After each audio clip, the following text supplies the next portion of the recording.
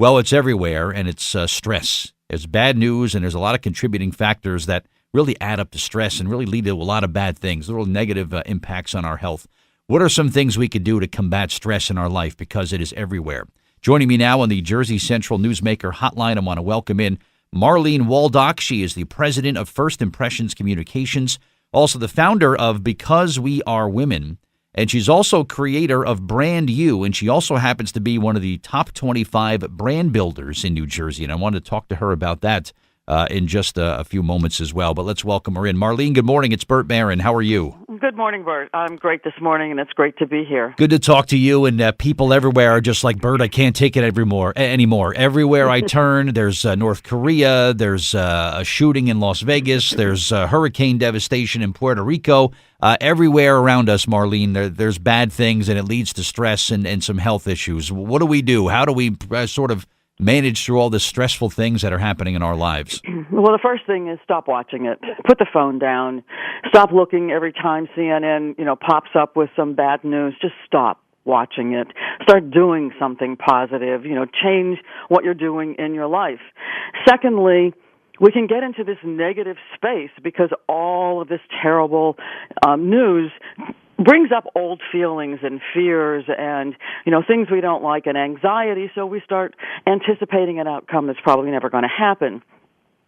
So take a minute, sit down, get a journal, a piece of paper, start thinking about the positive things in your life, all the good things that you have done, the good things that you have.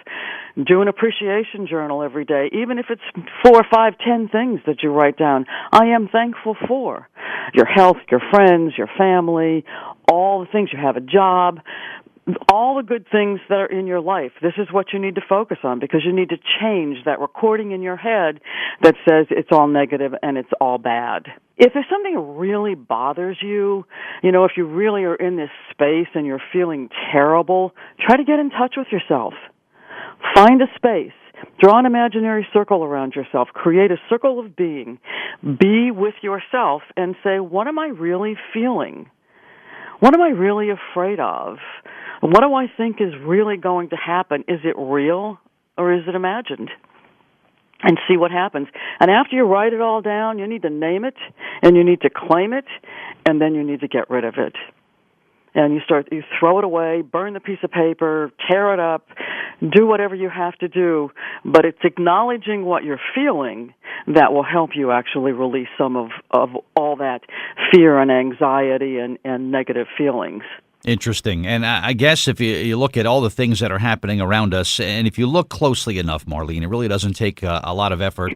We could all find things in life that we're happy about, we're proud of, we're positive things. We've got families that are always there. We like to think family members always have each other's back. We know that's not always the case, but, spouses, children, great coworkers. If you look closely enough, you could always find some good things in your life that hopefully will offset all the bad things that are coming up. We've all got responsibilities. We've all got things that we have to do.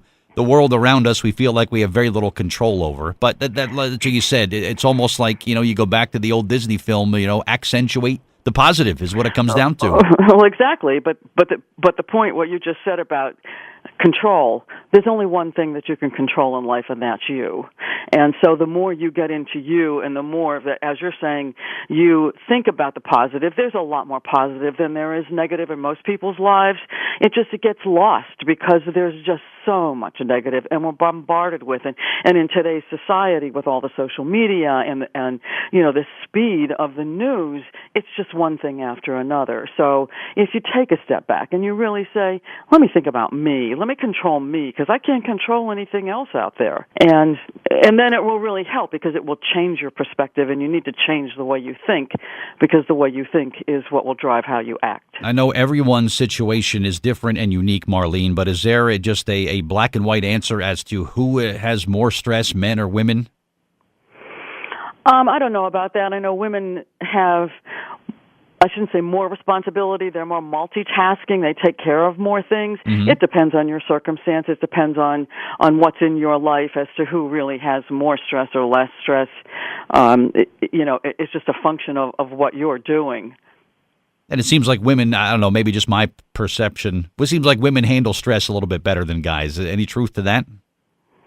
probably a little bit of truth, only because they're more accustomed to multitasking and doing so many things and being able to handle a lot of things that are coming their way.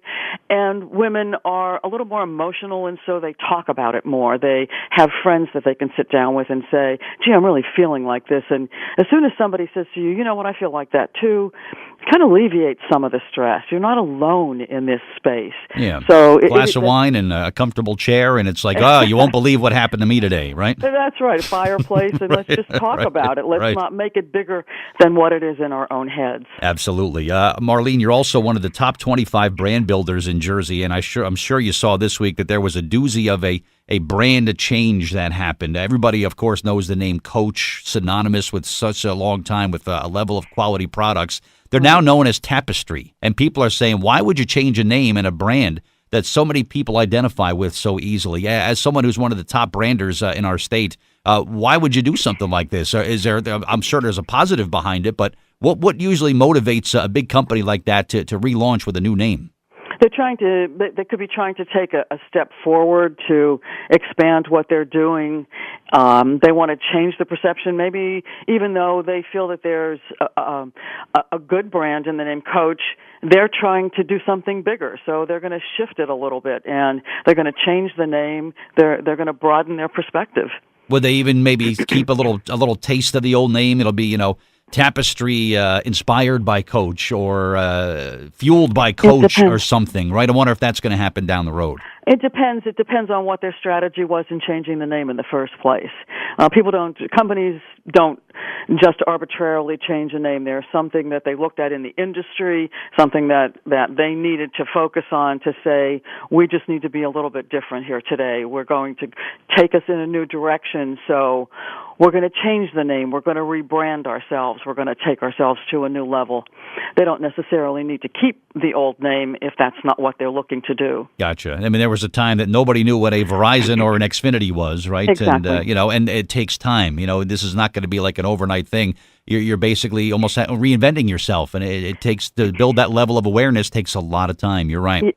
Yes, it does. It takes a lot of time. It takes a lot of focus, and it takes a lot of strategy. It's what is it that you really want people to think about who you are, whether it's personally, whether it's a company. What do you want them to associate? Where do you want them to put you in their head when they think about the name and the company? Where do you want to be in comparison to all of your competition? But you have to drive that as a person and as a corporation. You have to drive what that brand is by really staying true to what it is that you want people to think about it. Yeah, and like your work with Brand You, people are brands. You build your own Absolutely. brand. Your name is a brand when you look Absolutely. at it that way. Sure, and there's a lot at stake in that. Where can someone go, Marlene, to find out some more information about you and your work? They can go to becausewearewomen.com, or they can go to firstimpression.com, and they can go to Facebook. I don't have a lot of my company things on Facebook, but or they can email me at mjw@firstimpressioncom.com, and I'd love to answer questions or have them join my mailing list and learn some of the inspirational things that I do. Very good stuff. Stay positive on this Friday the 13th. We're going to get through this, Marlene. We're going to be okay, I think. Yes, we are, and All thank right. you very much.